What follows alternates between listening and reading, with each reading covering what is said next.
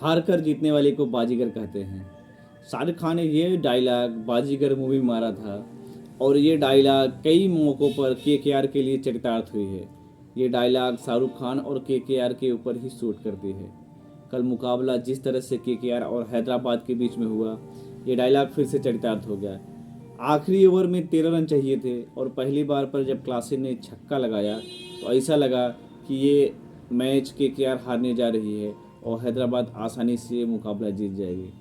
लेकिन इसके बावजूद भी केकेआर ये मुकाबला 4 रन से जीत गई।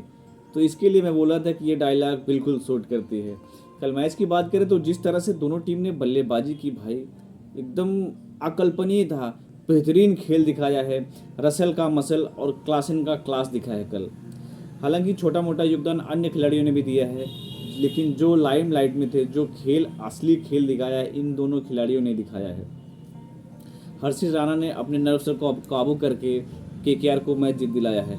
मैच की बात करें तो कल केकेआर ने पहले बैटिंग करी और बैटिंग करते हुए उसकी शुरुआत अच्छी नहीं रही और ऐसा लगा कि जल्दी ही केकेआर सिमट जाएगी। जब वेंकटेश अय्यर और श्रेयस अय्यर जैसे खिलाड़ी जल्दी जल्दी चलते बने तो ऐसा लगा कि अब ज़्यादा देर नहीं टिकेगी ये टीम और सिमट जाएगी। फिर इसके बाद कुछ देर बाद नीतीश राणा भी चलते बने।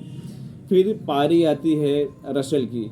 हालांकि उधर फिलिप सॉल्ट एक तरफ से अपनी टीम के लिए रन बना रहे थे और उनको पहले अनसोल्ड रहने के बाद जब रिप्लेसमेंट के तौर पर लिया गया तो उन्होंने अच्छी बल्लेबाजी की। उसके बाद पहला मैच खेले थे और 50 रन की बेहतरीन पारी खेली।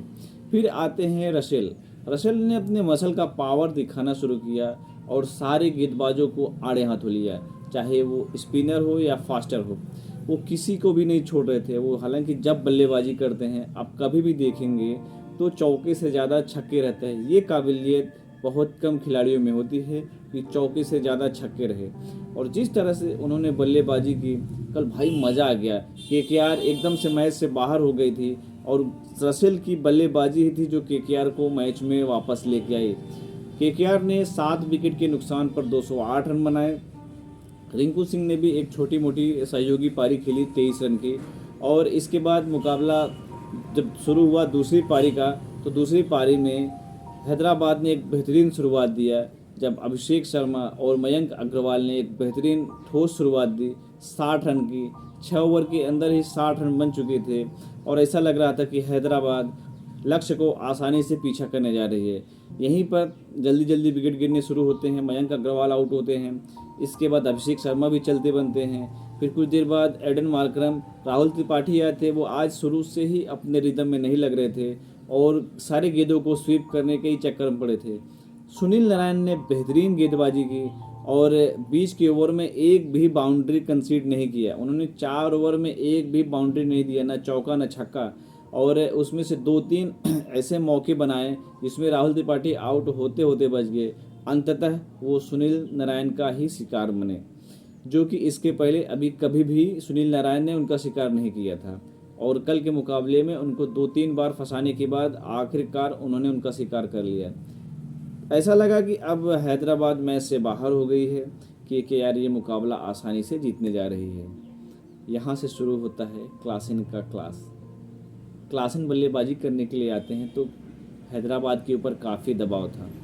हैदराबाद मैच से बाहर हो चुकी थी लगभग, लेकिन क्लासन जब बल्लेबाजी करने आए तो उन्होंने अपनी टीम को बताया कि नहीं, अभी मैं हूँ मैदान पर, जब तक मैं हूँ किसी को घबराने की ज़रूरत नहीं है। लेकिन फिर भी किसी को ये भरोसा नहीं हो रहा था कि क्लासन यहाँ से अपने मुकाबले को वहाँ तक लेके जाएंगे। इसके बाद उन्होंने जब बाउंड्री लगाना शुरू किया तो चुन चुन के गेंदबाजों को कोई भी गेंदबाज उनसे बच नहीं पाया।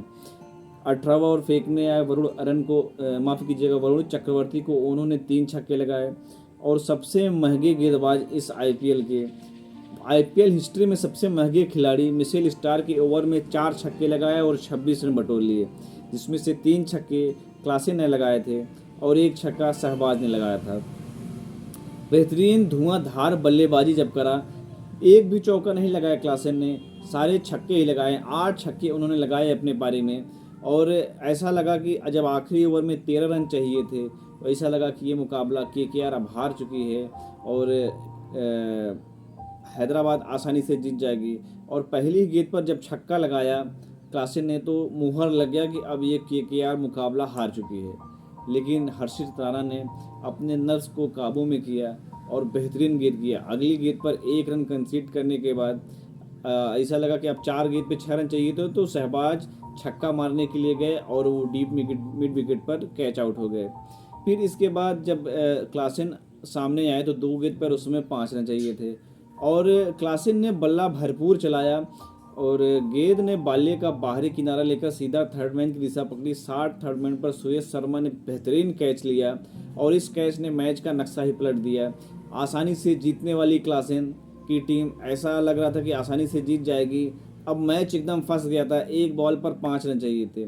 हैदराबाद के कप्तान बल्लेबाजी करने के लिए आए और उम्मीद थी उनके हैदराबाद के समर्थकों को इस गेंद पर वो छक्का लगा देंगे, लेकिन वो पूरी तरह से गेंद को मिस कर गए, जज नहीं कर पाए। बैट से गेंद का कोई संपर्क नहीं हुआ और इस तरह से केकेआर एक मुकाबले को जो हार रही थी आसानी से, माफ़ कीजिए, आसानी से नहीं, लड़ते झगड़ते 4 रन से मुकाबला जीत गई।